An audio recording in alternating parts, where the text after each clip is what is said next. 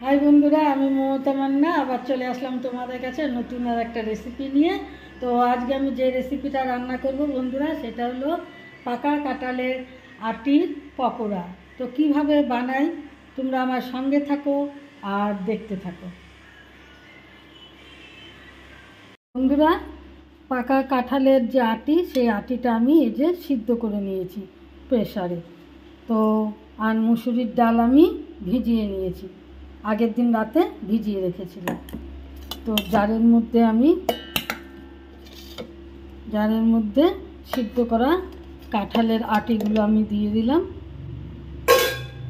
দিয়ে দিচ্ছি মুসুরির ডাল, ভিজানো ডাল মুসুরি।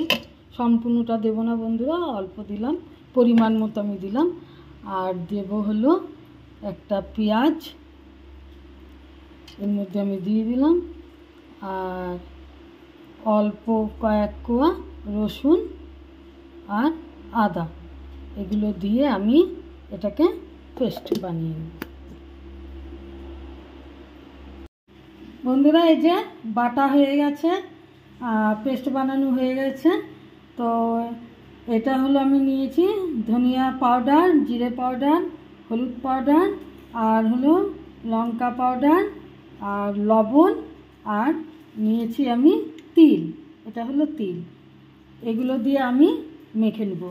আপনারা তিলের পরিবর্তে এখানে নারকেল কুড়ো দিতে পারেন বা বাদামও দিতে পারেন, আবার কিছু না দিয়েও করা যায়, খালি লবণ হলুদ এগুলো দিয়েও করা যায়। তো আমি এগুলো সবগুলো দিয়ে মেখে নিচ্ছি সুন্দর করে। আর এইদিকে আমি কড়াই বসিয়ে দিয়েছি, গরম হয়ে গেছে তেল।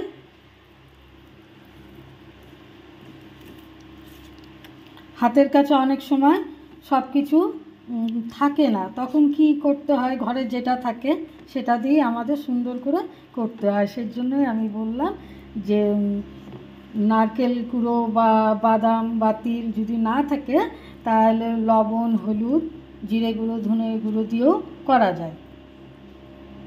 তো এই যে সুন্দর করে আমার মাখা হয়ে গেছে। তো আমি এখন, তেলটাও গরম হয়ে গেছে, তো আমি এখন দিয়ে দেব তেলের মধ্যে।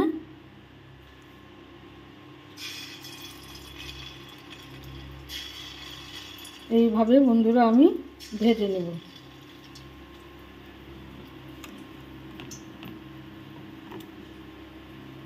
বন্ধুরা, এই যে ভাজা হয়ে গেছে, তো আমি এখন এটাকে উঠিয়ে নেব কড়াই থেকে। গ্যাসটা কমিয়ে দিয়েছি, প্লেটে কিছু ভাজা হয়ে গেছে। তো এখন আমি এটা কড়াই থেকে তুলে নেব।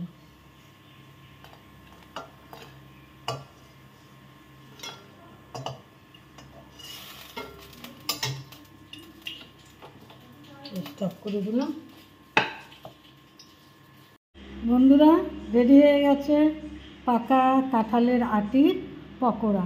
দেখুন কত সুন্দর লাগছে দেখতে, খেতেও খুব টেস্টি এবং খুব সুন্দর।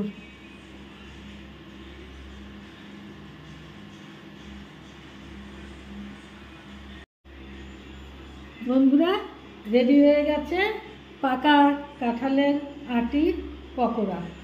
দেখুন বন্ধুরা কত সুন্দর লাগছে। বন্ধুরা, আমি যেইভাবে করলাম পকোড়াটা তৈরি, আপনারাও এইভাবেই করে খাবেন, দেখবেন খুব টেস্টি লাগবে। তো বন্ধুরা, আমার এই রেসিপিটা যদি আপনাদের ভালো লেগে থাকে, তাহলে প্লিজ লাইক শেয়ার কমেন্ট আর সাবস্ক্রাইব করে আমার চ্যানেলটার পাশে থাকবেন।